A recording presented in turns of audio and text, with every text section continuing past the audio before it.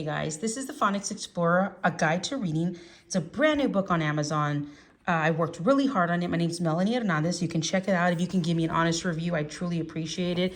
It's a great tool if you are struggling to help your students or your child read. I think this is a great tool because it's a guide. Now, it's not oh, you have to follow this rule by rule, word by word. No, this is just a guide to kind of get you started. So it has a 20 lesson guide. Then it has a lesson plan example and a blank template, and you can copy it on to use for your own good, right? And it tells you exactly what is in here. There's a lot of stuff in here. Here's my guide. It starts here with the lesson 1 is going to be the introduction of the alphabet, and then vowels and consonants and things like that, okay? It just goes flow by flow how I would teach it. And then each lesson also has words to help you. So when you're doing your lesson, you can choose from a bank of words here. Please add more. But this is just to kind of get you started with these words, okay? So you don't have to sit there and think, what words do I use? I don't know what to use. Okay, then here is my lesson template for you to use. It's a 45-minute lesson, and I tell you what to say. Please, again, you don't have to say word for word. Switch it up, make it more exciting, whatever it is you want to do. There's notes in the back that you can do, and here is a blank template that you can use. Make copies of it for your own use and, create more lessons.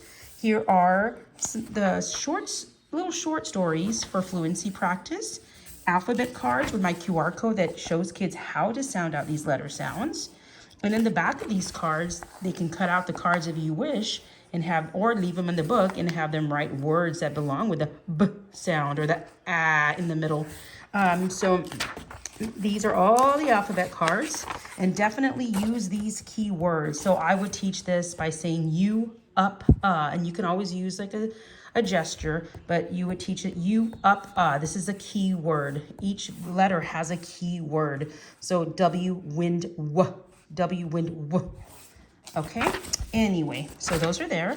They're high frequency words because they're important. These are words that are seen a lot in our language. And then here are pages for the kids to write. We also have words for kids to sound out and put together. So they would say r-at, rat. Then they would write it here and sound it out r-at again. Or you can have them put little chips or counters, whatever you have here, pull them down, each one at a time. So they pull this chip down and then write the R and say R, pull it down. A, pull it down. T, rat, rat. So rat, practice and practice. Then have them write words here, doing the same thing again. Add, and then they're writing real neat and helping them out like that. So I do this for all the vowels. They're also rearranging sentences. They're also practicing fluency. The cat ran fast, and you can have them scoop here. The cat ran fast, or the cat ran fast. It doesn't really matter how you scoop. There's no really rule to scooping as long as it sounds good and it helps with fluency, right? He has a big hat, or he has a big hat, or he has a big hat. It really just, depends on how you want to teach the kids to scoop and be fluent with their sentences. And here they're putting these in order, and then there's little stories with comprehension, and it just goes all the way, guys. And in the back, there's more practice with comprehension, and there's also graphing words. As they learn their words, the kids can graph them here, which is super cool, okay? So this could be one for you to copy, and also this one too. You can copy this and use for your own use, please.